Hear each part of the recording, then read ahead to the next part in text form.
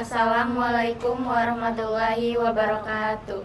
Kami dari kelompok 5 ingin mempresentasikan hasil tugas dari kelompok kami, yaitu tentang asesmen dalam psikologi klinis. Check it out.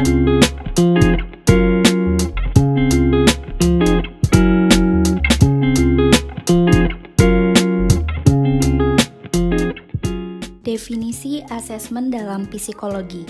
Menurut Robert M. Smith, asesmen adalah salah satu bentuk dari penilaian dengan komprehensif sehingga dapat melibatkan tim dengan mengetahui beberapa kelemahan ataupun kekuatan yang dapat digunakan demi pelayanan terhadap pendidikan yang akan dibutuhkan dalam rancangan pembelajaran. Asesmen klinis adalah proses yang digunakan psikolog klinis untuk mengamati dan mengevaluasi masalah sosial dan psikologis klien, baik menyangkut keterbatasan maupun kapabilitasnya. Sebagai prasyarat bagi terapi, asesmen klinis menyediakan jawaban untuk pertanyaan-pertanyaan kunci, seperti menyangkut kelemahan klien dan akibat-akibatnya.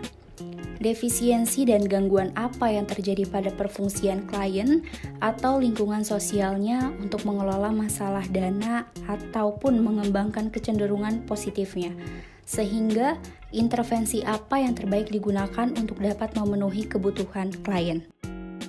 Metode wawancara. Wawancara merupakan metode pemeriksaan yang paling banyak digunakan dalam bidang klinis. Dalam pemeriksaan klinis, tidak hanya berfungsi menggali informasi, namun juga membina hubungan. Klinis perlu menumbuhkan suasana yang akrab, menyampaikan keprihatinan, empati, rasa hormat, dan upaya untuk menciptakan situasi yang penuh dengan kepercayaan. Selanjutnya ada elemen dalam wawancara klinis. Elemen yang paling penting dengan wawancara klinis adalah pewawancara. Pewawancara yang terampil dalam melakukan wawancara klinis adalah memiliki keterampilan umum, sikap yang spesifik seperti kontak mata, bahasa tubuh, dan kualitas suara, lalu penelusuran verbal. Selanjutnya ada teknik dalam wawancara. Yang pertama itu ada gaya langsung versus tidak langsung, yang kedua respons spesifik pewawancara, yang ketiga pertanyaan terbuka dan tertutup, yang keempat klarifikasi, yang kelima konfrontasi, yang keenam parafrasa, yang ketujuh refleksi perasaan, yang ke-8 rangkuman, dan yang terakhir adalah kesimpulan. Selanjutnya ada 4 jenis wawancara. Yang pertama, wawancara masukan. Wawancara masukan adalah wawancara yang dilakukan untuk menentukan apakah akan memasukkan klien ke lingkungan tempat wawancara berlangsung atau menentukan apakah klien membutuhkan penanganan. Yang kedua, wawancara diagnostik. Wawancara diagnostik adalah wawancara yang dilakukan untuk mendiagnosis sehingga pewawancara akan mampu dengan yakin dan akurat memberikan diagnostik pada masalah klien. Yang ketiga, wawancara pemeriksaan status mental. Wawancara ini paling sering diterapkan di dalam lingkungan medis dengan tujuan untuk menilai dengan cepat bagaimana klien menjalankan fungsi pada saat evaluasi. Yang terakhir, wawancara krisis. Wawancara krisis adalah sebuah jenis khusus wawancara yang dirancang bukan hanya untuk menilai masalah yang menuntut perhatian utama, tetapi juga untuk menyediakan intervensi segera dan efektif untuk masalah itu.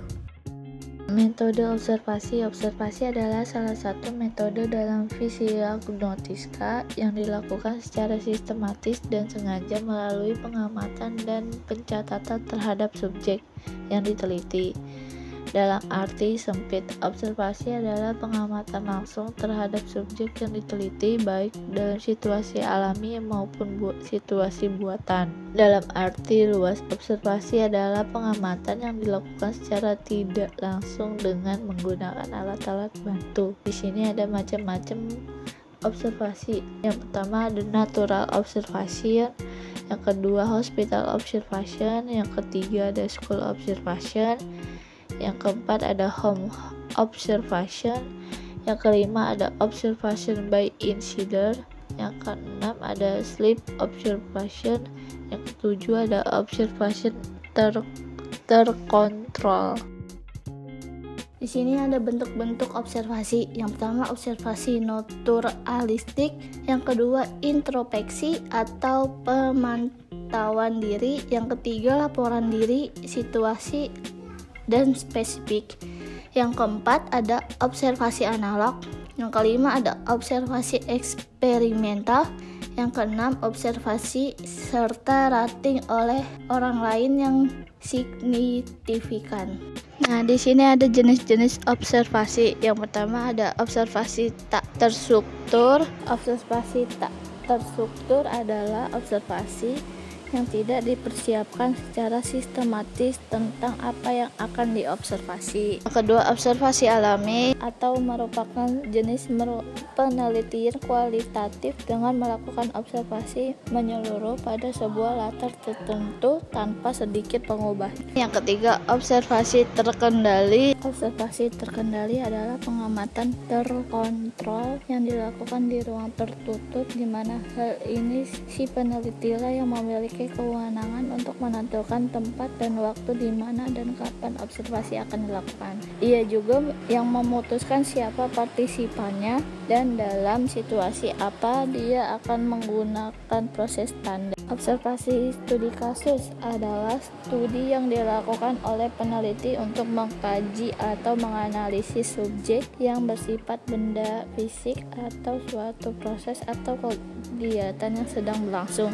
sehingga pada studi kasus observasi mengharuskan penelitian untuk turun ke lapangan untuk mendapatkan data-data tersebut. Metode tes. Metode tes dapat membantu memperoleh gambaran diri subjek. Kelebihan dari tes adalah bentuknya yang sudah standar sehingga mengurangi bias yang mungkin muncul selama proses pemeriksaan berlangsung. Respon yang diberikan diubah dalam bentuk skor dan dibuat analisis kuantitatif. Lalu skor yang didapat kemudian diinterpretasi sesuai dengan norma yang ada. Tes psikologi terutama digunakan untuk diagnosis psikologis. Pengukuran atau tes psikologi dapat pula digunakan untuk menentukan diagnosis, melihat gaya kognitif, hubungan sosial, pola kepribadian, ataupun kestabilan emosi seseorang. Lalu ada pula macam-macam tes dalam psikologi, diantaranya yaitu yang pertama, tes intelijensi. Tes intelijensi sendiri adalah serangkaian tes yang digunakan untuk menguji dan mengukur tingkat kecerdasan seseorang, termasuk mengetahui potensi, kelebihan, dan kekurangannya. Yang kedua, tes minat adalah tes yang mengukur ketertarikan seseorang kepada sesuatu hal. Tes minat adalah alat-alat yang diharapkan bisa mengungkapkan reaksi seseorang menghadapi bermacam-macam situasi yang secara keseluruhan merupakan cerminan dari minat seseorang, gambaran hal-hal yang disukai oleh seseorang. Misalnya, bagi seorang siswa ataupun mahasiswa, tes minat akan memberi gambaran bidang pendidikan yang disukai, atau bagi karyawan, tes minat ini akan menunjukkan bidang pekerjaan yang disukai. Yang ketiga, ada tes bakat. Tes bakat adalah tes yang mengukur atau mengetahui potensi ataupun kemampuan dasar individu yang berguna untuk prediksi sebuah treatment. Bakat adalah suatu kapasitas yang dimiliki seseorang untuk mengetahui dan menguasai suatu pengetahuan khusus dengan latihan, keterampilan, atau serangkaian respon yang terorganisir. Yang keempat, ada tes kreativitas. Tes kreativitas memiliki sudut pandang penilaian yang berbeda dengan tes intelijensi.